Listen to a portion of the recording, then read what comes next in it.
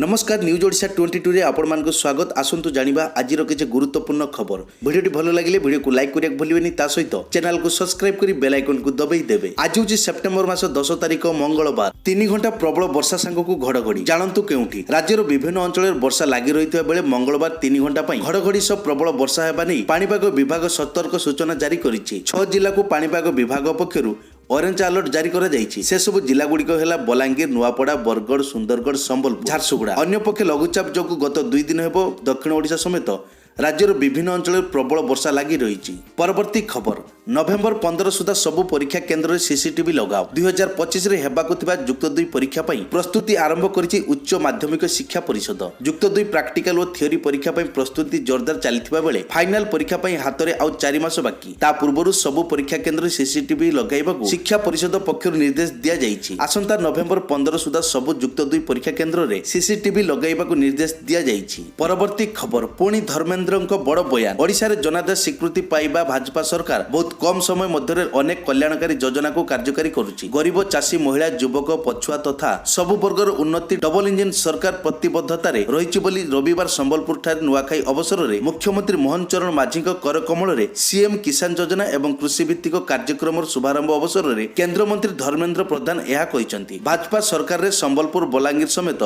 सबुठु शासन चलिबो बोली से कहिसंती। परवर्ती खबर प्रबल वर्षा मंगलवार स्कूल छुट्टी घोषणा। आज मंगलवार मालकानगिरी स्कूल एवं अंगनवाड़ी केन्द्र छुट्टी घोषणा करा जाइछि। प्रबल वर्षा जोगु जिलापाल मंगलवार छुट्टी घोषणा करिसंती। मालकानगिरी रो बहु स्थान रे वर्षा जल जोगु यातायात बाधाप्राप्त होइछि एवं स्थानीय जनसाधारण मध्ये प्रभावित होइछंती। परवर्ती खबर भारत को इलिसी रप्तानी उपरे बांग्लादेश रो कटकणा। बांग्लादेश रो मोहम्मद यूनुस को नेतृत्वाधीन अंतरीण सरकार भारत प्रति कठोर मनोभावर आभास मिलिछि।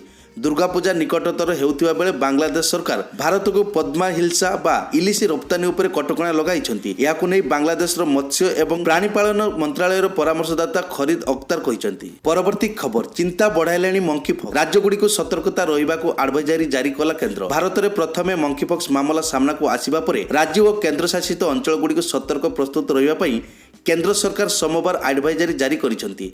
गोष्ठी रे समस्त संदिग्ध मंकीपॉक्स मामला जांच कराजिबो। मामला जांच कराजिबा सह परीक्षा कराइबाकू केंद्र सरकार राज्य और केंद्र शासित अंचल गुडी को परामर्श दैछंती। परवर्ती खबर माछकुंड विद्युत प्रकल्प भितर पशिला पानी, विद्युत उत्पादन बंद। कोरापुट जिलार प्रबल वर्षा लागि रहिछि। विशेषकर आंध्र प्रबल वर्षा जोगु जलापुट मुख्य जलभंडार फुलिबार लागिछि। सोमवार मध्याह्न कोरापुट जिलार सीमांत अनकाडेली पंचायत माछकुंड विद्युत प्रकल्प भितर वर्षा जल पशि जाइछि, जा फल माछकुंड प्रकल्प रे बन्या जल पशिबा परे विद्युत उत्पादन बंद होइछि। एने विद्युत प्रकल्प कर्तृपक्षक पक्षरु सूचना मिलिछि।